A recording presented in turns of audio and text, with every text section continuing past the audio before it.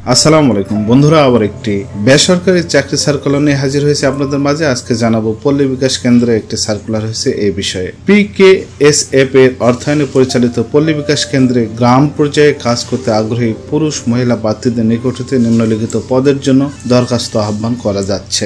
1 নং পদ শাখা ব্যবস্থাপক, ক্ষুদ্র ঋণ কার্যক্রম। পদের সংখ্যা হলো 15টি।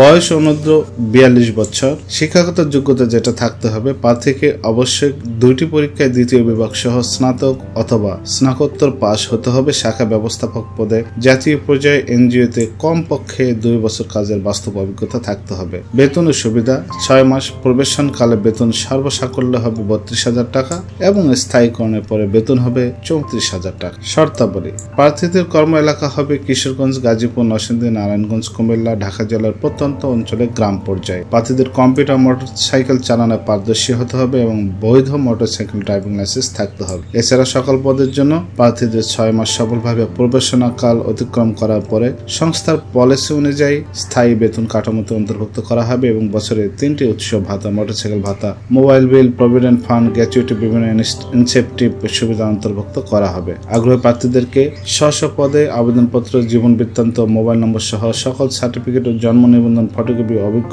কর্মীদের বেলায় সর্বশেষ কর্মস্থলে বৈধ প্রত্যয়নপত্র এবং 1 কপি পাসপোর্ট সাইজের রঙিন ছবি সহ আগামী 20/6/2024 তারিখ এর মধ্যে দরখাস্ত নিম্নলিখিত ঠিকানায় ডাকযোগে অথবা ইমেইলে পাঠানোর জন্য অনুরোধ করা হলো। বর্তমানে উপরোক্ত যেসব অভিজ্ঞ প্রার্থী সর্বশেষ 6 মাসের অধিক ক্ষুদ্র ঋণ কার্যক্রমের সাথে কাজে সম্পৃক্ত নেই, তাদের আবেদন করার প্রয়োজন নেই। বিশেষ দ্রষ্টব্য: ফেরতযোগ্য জামানত শাখা ব্যবস্থাপক পদের জন্য 20,000 টাকা, সাপ্তাহিক ছুটি 2 দিন এবং শুক্র ও শনিবার। আবেদন ও যোগাযোগের ঠিকানা: প্রধান নির্বাহী কর্মকর্তা, পল্লী বিকাশ, ওয়াসি টাওয়ার, 572 কে 11 তলা, মিরপুর, DBHS রোড, ECB চত্বরের কাছে, মাটিকাটা, ঢাকা ক্যান্টনমেন্ট, ঢাকা 1206 এবং ইমেইল এইটা।